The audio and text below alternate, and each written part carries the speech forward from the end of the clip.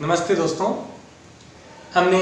Previous lecture के अंदर liquid draw model पढ़ा, हमने सेमी इंपेरिकल मास फॉर्मूला पढ़ा और उसके बाद में हमने जो सेमी इंपेरिकल मास फॉर्मूला के बेसिस के ऊपर कुछ हमने न्यूमेरिकल सोल्व किए जो बहुत से कंपटीशन एग्जाम में पूछे गए हैं। उसी की सीरीज में हम जो नेक्स्ट जो टॉपिक पढ़ेंगे, बहुत इंपॉर्टेंट टॉपिक है, वो है न्यूक्लियर स्टेबिलिटी। मैं सुनील कुमार मीणा, असिस्टेंट प्रोफेसर, हरिदेव जोशी राजकीय कन्या महाविद्यालय बांसवाड़ा। न्यूक्लियर स्टेबिलिटी को समझने के लिए हम उसको इस प्रकार परिभाषित कर सकते हैं कि कोई न्यूक्लियस जब किसी दूसरे न्यूक्लियस में कन्वर्ट नहीं होता है, इसका मतलब होता है वो न्यूक्लियस स्टेबल है, और अगर वो कन्वर्ट होता है अगर, तो इसका मतलब वो अनस्टेबल है। न्यूक्लियर स्टेबिलिटी को अंडरस्टैंड करने के लिए हम सैगरे चार्ट को देखते हैं। सैगरे एक साइंटिस्ट है जिन्होंने एक चार्ट बनाया जो है वो न्यूट्रॉन प्रोटॉन रेशियो के अनुपात में उस चार्ट को बनाया, जो कि आपको डायग्राम में नजर आ रहा है। यहाँ पे न्यूट्रॉन और प्रोटॉन के रेस्पेक्ट में सारे एलिमेंट्स को वहां पर और आइसोटोप्स को वहां पर अरेंज किया गया है, जिसके अंदर आप देखोगे कि उस डायग्राम में जो सीधी लाइन है वो इंडिकेट करती है आपके न्यूट्रॉन और प्रोटॉन अगर बराबर होते तो वो लाइन इस तरीके से मूवमेंट करती। लेकिन आप देख रहे हो जो डॉट डॉट जो आपको नजर आ रहे हैं, जो कलरफुल हैं, एग्जैक्टली वो न्यूक्लियस और आइसोटोप्स हैं जो कि उस लाइन से आगे से डाइवर्ट हो रहे हैं। इसका मतलब क्या हुआ कि जैसे ए मतलब होता है आपका एटॉमिक जो मास नंबर होता है वो लगातार बढ़ता है, तो क्या होता है न्यूट्रॉन और प्रोटॉन का जो अनुपातिक जो रेशियो वो क्या होता है, बढ़ता जाता है, यानी कि दोनों बराबर नहीं रहता है, और वो जो अनुपातिक रेशियो वो लगभग 1.6 के आसपास आ जाता है। जो न्यूक्लियस जो अनस्टेबल होता है, यानी कि वो एक से किसी दूसरे एलिमेंट में जब कन्वर्ट होता है तो वो डीके होता है, जिसे हम रेडियो एक्टिविटी कहते हैं। रेडियो एक्टिविटी को हम फर्दर लेक्चर्स में पढ़ेंगे। वो डीके जो होता है वो 4 प्रकार का होता है, जो कि मैंने यहाँ आपके सामने मेंशन किया है, जिसके अंदर जो आपका फर्स्ट डीके है वो आपका होता है अल्फा डीके होता है आपका, सेकंड आपका होता है वो बीटा डीके होता है, थर्ड आपका बीटा प्लस डीके होता है, और नेक्स्ट आपका इलेक्ट्रॉन कैप्चर होता है। तो अल्फा डीके को अंडरस्टैंड करने के लिए आप देख सकते हैं यहाँ पे जो x है, एक्स ए जो है, इसको आप इस डायग्राम में अंडरस्टैंड कर सकते हैं कि z क्या है, x क्या है और a क्या है। x यहाँ पे जो है एटॉमिक नंबर है आपका, और ये a जो आपका एटॉमिक मास है। यहाँ जो x है वो अनस्टेबल न्यूक्लियाई है, वो किसी y स्टेबल न्यूक्लियाई के अंदर कन्वर्ट होता है और वो एक हीलियम छोड़ता है, यानी कि अल्फा पार्टिकल छोड़ता है, तो वो किस पर डीके होता है, वो अल्फा डीके होता है, जो कि आपको यहाँ पर इमेज के अंदर भी आपको नजर आ रहा है। और ठीक इसी प्रकार यहाँ पे सेकंड है आपका बीटा डीके। आपको एक लाइन रिमेंबर रखनी है, जब भी आप कोई भी थ्योरेटिकल इस प्रकार आप अगर सिंबॉलिक इक्वेशन लिखते हो आप अगर, तो आपको लेफ्ट और राइट में चार्ज कंजर्वेशन का विशेष ध्यान रखना होगा। यानी कि आपका लेफ्ट साइड में जितना चार्ज है, आपका राइट साइड में भी क्या होना चाहिए, उतना ही चार्ज होना चाहिए। जैसे देखिए एग्जांपल के तौर पर, जैसे यहाँ पे Z है, यहाँ पर क्या हुआ, अल्फा डीके होने पर 2 प्रोटॉन निकल गए। इसका मतलब क्या हुआ, यहाँ Z में से 2 माइनस हो जाएंगे, और उसमें 4a एटॉमिक मास, यानी कि 2 प्रोटॉन और 2 न्यूट्रॉन के 4 एटॉमिक मास कम हुआ, तो इसके a में क्या होगा, 4 माइनस हो जाएंगे, और दोनों में क्या होगा, चार्ज कंजर्वेशन हो जाएगा। ठीक इसी प्रकार जो है नेक्स्ट आपका डीके है वो आपका माइनस बीटा डीके है आपका। इसमें क्या होता है कि ये x को y में कन्वर्ट हो रहा है, हमें क्या ध्यान रखना है, हमें चार्ज कंजर्वेशन का ध्यान रखना है। यहाँ पर चार्ज कितना है, Z है, और यहाँ पर एक इलेक्ट्रॉन बाहर निकला है, यानी कि क्या हुआ, एक माइनस चार्ज इधर इक्वेशन में ऐड हुआ है, तो उसको बैलेंस करने के लिए हमें Z को बढ़ाना पड़ेगा, और फिर जब इन दोनों को हम जोड़ेंगे तो वापस क्या आना चाहिए, Z आना चाहिए। यानी कि जब एक इलेक्ट्रॉन का जब एमिशन होता है जब, तो क्या होगा, वहां पर जो है वो एक प्रोटॉन जो है वहां पर पड़ जाता है। यहाँ प्रोटॉन का बढ़ने का मतलब है कि एक न्यूट्रॉन जो है वो प्रोटॉन में कन्वर्ट हो जाता है, जो कि आपको इससे डायग्राम में दिख भी रहा है। और नेक्स्ट आपका है बीटा प्लस डीके है आपका।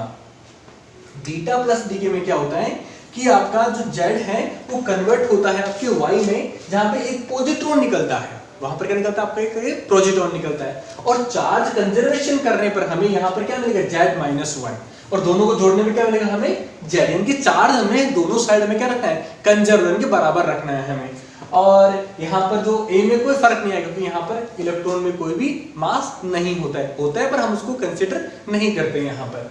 लास्ट आपका है इलेक्ट्रॉन कैप्चर है आपका। इलेक्ट्रॉन कैप्चर की जो कंडीशन है वो ये है कि जब भी कोई न्यूक्लियस जो होता है आपका, कोई अनस्टेबल न्यूक्लियस आपको कोई भी इलेक्ट्रॉन को कैप्चर यानी पकड़ लेता है आपको अगर, तो क्या होगा, वो कन्वर्ट होता है किसी वाई में। और यहां पर देखो चार्ज कंजर्वेशन जब मैं करूंगा तो Z को मैं माइनस करूंगा, इनकी इन दोनों को मैं बैलेंस करूंगा, तो मुझे यहाँ क्या लाना पड़ेगा, Z माइनस 1 लाना पड़ेगा। इनकी 4 प्रकार की ये डीके हैं जिसके द्वारा कोई भी अनस्टेबल न्यूक्लियाई जो होता है वो स्टेबल न्यूक्लियाई की तरफ टेंड करता है। और न्यूक्लियर स्टेबिलिटी को थ्योरेटिकली समझने के लिए हम क्या करेंगे, हम सेमी इंपिरिकल मास फॉर्मूला का ही यूज करेंगे। और सेमी इंपिरिकल मास फॉर्मूला है वो हम ऑलरेडी यहाँ पर पढ़ चुके हैं, उसी फॉर्मूले को है मैं यहाँ पर लिखूंगा यहाँ पर।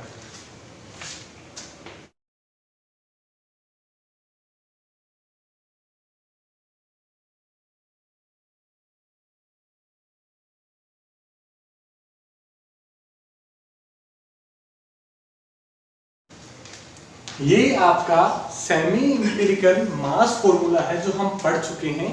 और इस मास फॉर्मूले को अगर मैं फिर से रीअरेंज कर देता हूं, यानी कि इसमें देखो यहाँ पर 2 ही फैक्टर हैं जो बाहर निकाले जा सकते हैं, एक तो आपका Z का फैक्टर है और एक आपका A का फैक्टर है। तो इस इक्वेशन को मैं वापस रीअरेंज करके लिखता हूं।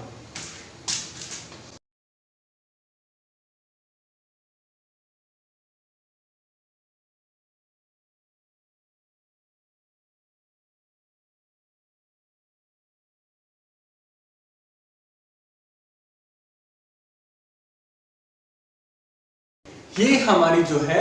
वो इक्वेशन बनती है। मैंने एक्चुअली इसे बहुत ही फास्ट तरीके से लिख दिया है, लेकिन बिल्कुल आप इस पूरी इक्वेशन को अपनी कॉपी में खोलना और उसमें से A का फैक्टर, Z का फैक्टर और Z स्क्वायर का फैक्टर को आप बाहर निकालोगे तो आपको एग्जैक्टली आपको ये इक्वेशन मिल जाएगी। आपको आप इसे अपनी कॉपी में फर्दरली सॉल्व करना है इसको। और यहाँ पे अगर मैं इसको फर्दर लिखूं अगर, तो क्या होगा आपका, वो होगा आपका, यानी कि देखो मैंने इस पूरे फैक्टर को जो है वो मैंने अल्फा मान लिया, यानी कि थोड़ा रेड्यूस कर दिया मैंने इसको, यानी कि वो हो गया A अल्फा प्लस Z। इस फैक्टर को मैंने क्या मान लिया, मैंने बीटा मान लिया इस फैक्टर को मैंने, यानी कि Z और आपका बीटा और प्लस तीसरा क्या है आपका, मैंने इसको गामा मान लिया, यानी कि इस पूरे फैक्टर को मैंने क्या मान लिया, गामा मान लिया इस पूरे फैक्टर को मैंने। और लास्ट में बचा वो क्या बचा, AP आपका A माइनस 3/4, यानी कि आपकी पूरी इक्वेशन जो है आपकी वो इस प्रकार रिड्यूस हो गई पूरी इक्वेशन। और अब आप देखेंगे कि ये जो हमें इक्वेशन जो मिली है हमें, इस इक्वेशन में जो हमने अल्फा बीटा जो भी माने हैं यहाँ पर, अगर हम इस इक्वेशन को गौर से देखें अगर, तो ये क्वाड्रेटिक इक्वेशन एक तरीके इसकी Z की, क्योंकि यहाँ पे Z स्क्वायर है आपका, फिर यहाँ पे Z है आपका, फिर यहाँ कोई भी कांस्टेंट मान सकते हैं, यानी कि ये क्वाड्रेटिक मैथमेटिकल इक्वेशन है। अगर यहाँ पर हम इसको A को अगर कांस्टेंट कर देते हैं हम अगर, यानी कि A को अगर हम कांस्टेंट कर देते हैं तो ये टर्म भी कांस्टेंट हो जाएगा आपका। और अल्फा बीटा गामा में जो भी A आ रहे हैं आपके कंटिन्यू, यहाँ पर देखो ये सब क्या कांस्टेंट हो जाएंगे अगर, तो क्या होगा, ये पूरी क्वाड्रेटिक इक्वेशन एग्जैक्टली Z की बन जाएगी। और इसको अगर मैं स्टेबिलिटी की कंडीशन में अगर मैं लिखूं अगर, तो मैं क्या करूंगा कि मैथमेटिकली इसकी स्टेबिलिटी कैसे निकालूंगा मैं, हम मैक्सिमम मिनिमा से निकालते हैं हमेशा, तो इसकी जो स्टेबिलिटी निकालो कैसे निकालूंगा, इसका जो आपका M Z जो A है आपका, इसका मैं डिफरेंशिएशन करूंगा विथ रेस्पेक्ट टू Z, और मैं कंडीशन क्या रखूंगा, A बराबर आपका कांस्टेंट रखूंगा, वो किसके बराबर होना चाहिए आपका, 0 के बराबर होना चाहिए। ये अगर मैं कंडीशन रखता हूं अगर, तो मैं क्या करता हूं, इसको मैं यहां पर ज्ञात कर सकता हूं। इसी इक्वेशन को है मैं यहां पर पुट करके और उसको मैं अगर सॉल्व करूं अगर मैं, तो क्या होगा आपका, मैं इसको differentiation of M Z A with respect to Z equal to, यहां क्या होगा, ये तो हो जाएगा 0, ये क्या हो जाएगा आपका Z, ये सिर्फ बीटा हो जाएगा, प्लस ये आपका क्या हो जाएगा 2 गामा हो जाएगा आपके बराबर 0, ये आपकी कंडीशन हो जाएगी। और वहां से जो आपका यहां पर Z आएगा है ना, वहां पर से अगर मैं Z की वैल्यू निकालता हूं, Z की वैल्यू क्या होगी, Z इक्वल टू होगा, बीटा को मतलब भेजूंगा तो माइनस बीटा अपॉन 2 गामा हो जाएगा। और यहाँ पर बीटा जो मैंने माना था वो किसे माना था मैंने, इसको मैंने बीटा माना सेकंड नंबर वाले को, है ना, इक्वेशन के अंदर। तो इस बीटा की वैल्यू में अगर पुट करूंगा तो क्या आएगा आपका, वो आएगा आपका, मैं इस वैल्यू को डायरेक्टली पुट कर रहा हूं उसको।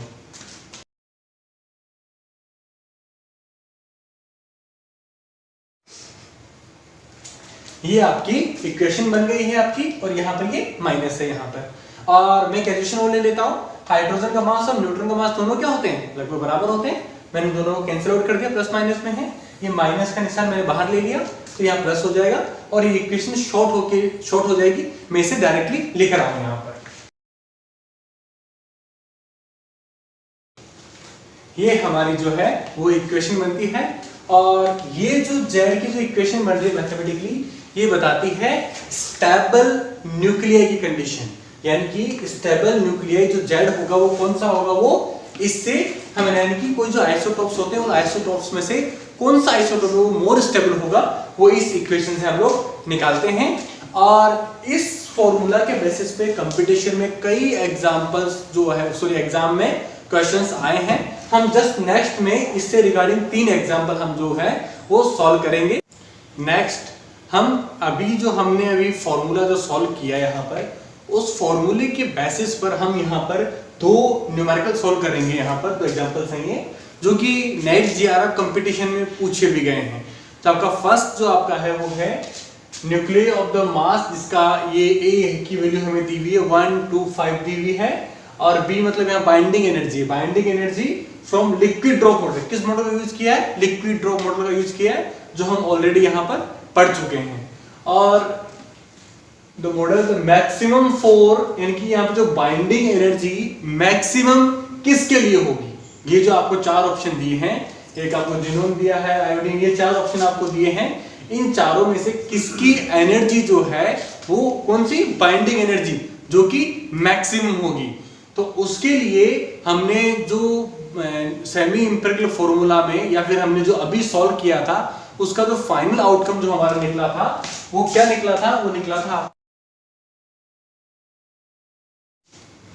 4 डॉट आपका मल्टीप्लाई क्या होगा, ए आपका क्या है, ये वाला 22.5 है आपका, और फिर मल्टीप्लाई क्या होगा आपका, मल्टीप्लाई होगा आपका ए आपका कितना है 125 है आपका, और प्लस आपका ए सी की वैल्यू कितनी है आपकी 0.7 आपका, ठीक है, मल्टीप्लाई, और ए की पावर कितनी है 125 को मैं क्या लिख सकता हूँ, मैं यहाँ पे 5 की पावर 3 लिख सकता हूँ, और 2/3 अपॉन जो आपका है नीचे क्या है आपका 8a है, क्योंकि 8 मल्टीप्लाई, और ए की वैल्यू कितनी है आपकी 22.5, और प्लस आपका ये कितना है 2 मल्टीप्लाई ए सी की वैल्यू कितनी है आपकी 0.7 आपकी वैल्यू है आपकी, और मल्टीप्लाई आपका सिमिलर वही ए की पावर 2/3, यानी कि 5 की पावर 3 और 2/3 मैंने कर दिया। अब यहाँ देखिए 3 से 3 कैंसिल हो जाएगा और 5 का स्क्वायर हो जाएगा, यानी कि जो नेक्स्ट टर्म जो मैं लिखूंगा वो क्या लिखूंगा, ये जो टर्म्स हैं वो आपस में मल्टीप्लाई हो जाएंगे, यानी कि जो होगा वो ये 125 जो है वो इससे मल्टीप्लाई हो गए 500, यानी कि 22.5 मल्टीप्लाई 500, और प्लस ये इससे मल्टीप्लाई 0.7 मल्टीप्लाई 25, और नेक्स्ट क्या होगा, ये जब इससे मल्टीप्लाई होगा तो क्या होगा 8 इंटू 22.5 प्लस ये इससे मल्टीप्लाई होगा तो क्या होगा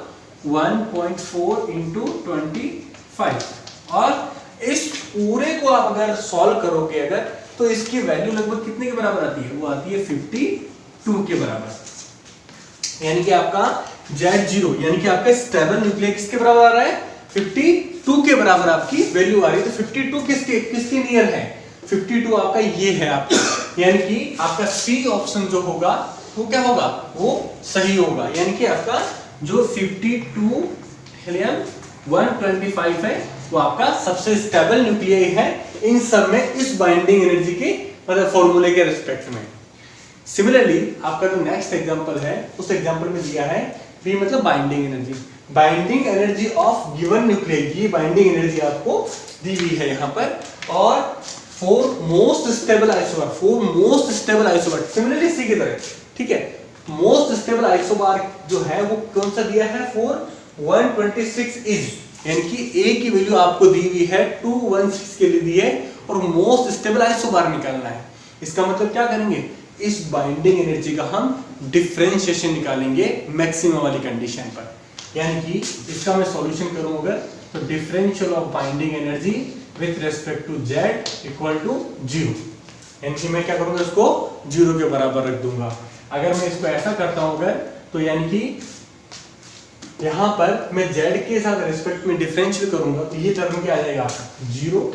माइनस ये नेक्स्ट टर्म भी आपका क्या आ जाएगा 0 आ जाएगा और नेक्स्ट टर्म क्या आएगा आपका वो आएगा माइनस इसका, ये दोनों कांस्टेंट टर्म है यानी कि a सिमेट्रिक अपॉन a, तो ऐसा कैसा रह जाएगा और आपका इसका डिफरेंशियल क्या होगा 2 और ये होगा 2z minus a dot z, ये आपका होगा इसका डिफरेंशियल होगा आपका, ठीक है, ये 2 हो जाएगा, ये आपका डिफरेंशियल होगा और प्लस इसके लिए क्या होगा ac आपका कांस्टेंट है और a की पावर 1/3 आपका कांस्टेंट है आपका और यहाँ पर हो जाएगा 2z। ये आपका पूरा मैंने क्या किया इसका जो बाइंडिंग एनर्जी है उसका z के साथ में डिफरेंशियल कर दिया और उसको मैं किसके बराबर रख दूंगा लास्ट मिला करके 0 के बराबर रख दूंगा इसको मैं। यहाँ पर इस कंडीशन को मैं अगर थोड़ा सा रीअरेंज करता हूँ और एक चीज आपको रिमेंबर रखनी है, कुछ हिंट्स भी दिए हैं आपको, कुछ वैल्यूज दी हुई है आपको, इन वैल्यूज को अगर मैं यहाँ पर रेस्पेक्ट में पुट करता हूँ अगर तो मेरा नेक्स्ट स्टेप वो क्या बनेगा, वो ये बनेगा कि ये जो माइनस है और ये आपका प्लस है, ठीक है,